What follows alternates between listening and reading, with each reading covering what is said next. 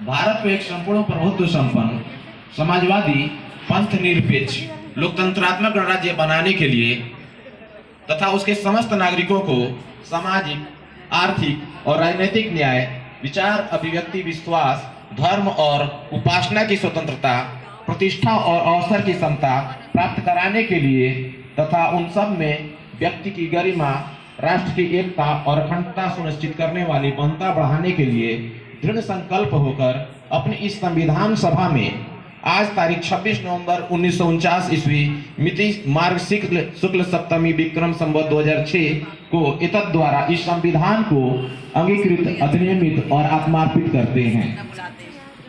प्यारे बच्चों, इसे हम लोग संविधान की आत्मा कहा गया है। और अगर हमारे शरीर से आत्मा निकल जाए तो शरीर का कोई मतलब नहीं रह जाता। उसी तरह से संविधान से अगर प्रस्तावना या उद्देशिका निकल जाए तो उसका कोई महत्व काफी कम हो जाएगा। बच्चों, हमारे देश का संविधान दुनिया का सबसे विशालतम लिखित संविधान है, क्योंकि यहाँ बहुत सारी विभिन्नताएं हैं, लेकिन विविधताओं के होते हुए भी हम सब एक हैं। और एक रहने के लिए ही प्रस्तावना की जो शुरुआती शब्द है, हम भारत के लोग। तो हम भारत के लोग एक दूसरे को जोड़ने के लिए कार्य करता है। हम लोगों को, हम हर विभिन्नता को भूल करके हम लोगों को एक बने रहना है। जैसे ही भारत में किसी व्यक्ति का, बच्चे का जन्म होता है, वैसे ही उस बच्चे को मौलिक अधिकार मिले हुए हैं। वर्तमान समय में मौलिक अधिकार की संख्या 6 है। समता का अधिकार, स्वतंत्रता का अधिकार, शोषण के विरुद्ध अधिकार, धार्मिक स्वतंत्रता का अधिकार, शिक्षा एवं संस्कृति का अधिकार और संवैधानिक उपचारों का अधिकार, जिसका संबंध अनुच्छेद 32 से है। और इसे डॉक्टर भीमराव अंबेडकर ने संविधान की आत्मा कहा है। क्यों कहा है? क्योंकि संवैधानिक उपचारों के अधिकार में 5 रीट दिए गए हैं। वो 5 रीट के माध्यम से भारत के प्रत्येक नागरिक को मौलिक अधिकार दिलाने का कार्य करता है। इसीलिए डॉक्टर भीमराव अंबेडकर ने संविधान की आत्मा कहा है। भारत के प्रत्येक नागरिक को अपने फंडामेंटल ड्यूटीज की जानकारी होनी चाहिए, अपने अधिकार के बारे में जानकारी होनी चाहिए, क्योंकि डॉक्टर भीमराव अंबेडकर ने कहा है कि जैसे जैसे भारत का नागरिक जानकार होता जाएगा, अपने अधिकारों को जानेगा, अपने ड्यूटीज को जानेगा, वैसे वैसे भारत का संविधान कठोरतम अधिक होता जाएगा और लचीलापन कम हो जाएगा। वर्तमान समय में कठोरता कम है और लचीलापन ज्यादा है। तो बच्चों, हम लोग को शिक्षा ग्रहण करके हम लोग को जागरूक होना है, अपने अधिकारों को जानना है, अपने कर्तव्यों को जानना है, और यही हम लोगों को आगे बढ़ाएगा। विकासशील देश की श्रेणी से हम लोग को विकसित देश की श्रेणी में लाने का काम करेगा।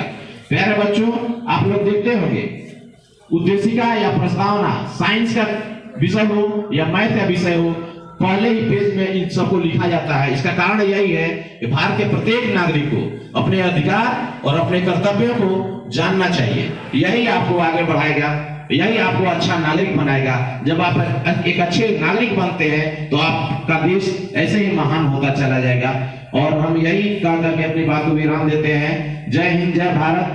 और सूर्य मैडम को भी हम भारत के लोग भारत को संपूर्ण प्रभुत्व संपन्न समाजवादी पंथ निरपेक्ष लोकतांत्रिक गणराज्य बनाने के लिए तथा उनके समस्त नागरिकों को सामाजिक, आर्थिक और राजनीतिक न्याय, विचार, अभिव्यक्ति, विश्वास, धर्म और उपासना की स्वतंत्रता, प्रतिष्ठा और अवसर की क्षमता प्राप्त कराने के लिए तथा उन सब में व्यक्ति की गरिमा और राष्ट्र की एकता अखंडित कराने वाली बहुमतता बढ़ाने के लिए दृढ़ संकल्प होकर अपनी इस संविधान सभा में आज तारीख 26 नवंबर 1949 मिति मार्ग शुक्ल सप्तमी संवत 2006 विक्रमी को एतद्वारा इस संविधान को अलंकृत, अधिनियमित और आत्मकृत करते हैं।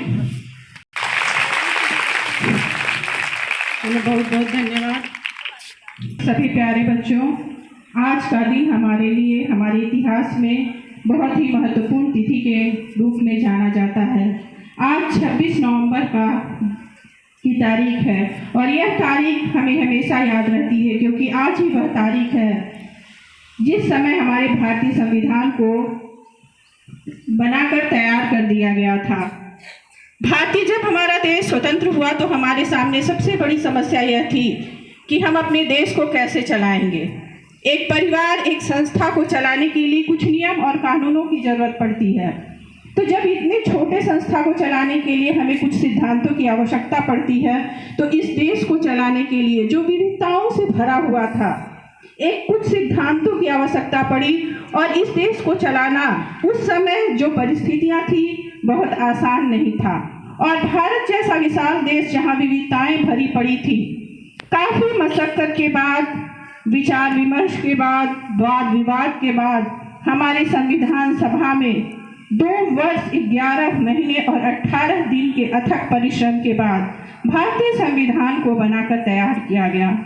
यह संविधान विभिन्न राष्ट्रों की अच्छाइयों को, विभिन्न राष्ट्रों के संविधानों का अध्ययन किया गया और उसमें जो अच्छाइयाँ थी उसको लेकर हमारे संविधान में डाला गया। यह संविधान अपने आप में एक अनोखा संविधान था। उसमें जो कुछ भी कहा गया वो लिखा गया। भारतीय संविधान जो था वो लिखित संविधान था और विश्व का सबसे विशालतम संविधान बना, जहाँ पे महात्मा गांधी ने कहा था कि भारत का संविधान ऐसा संविधान होना चाहिए जिसमें हर एक व्यक्ति को लगे कि यह मेरा संविधान है। एक गरीब व्यक्ति को भी लगे कि नहीं ये हमारा है। ऐसा नहीं कि कुछ खास संप्रदाय के लिए संविधान बने, कुछ खास जातियों के लिए बने। भारत के हर व्यक्ति के लिए संविधान बनना चाहिए और ऐसा ही हुआ। भारतीय संविधान के निर्माता डॉक्टर भीमराव अंबेडकर के अथक प्रयासों से हमारे देश का संविधान बनकर तैयार हुआ और 26 जनवरी 1950 ईस्वी को इस संविधान को पूरे देश में लागू कर दिया गया। और उस समय से लेकर आज तक, इतने वर्षों तक हमारे देश के लोकतंत्र को अगर सफलतापूर्वक चलाया जा रहा है तो वह कहीं ना कहीं संविधान की देन है।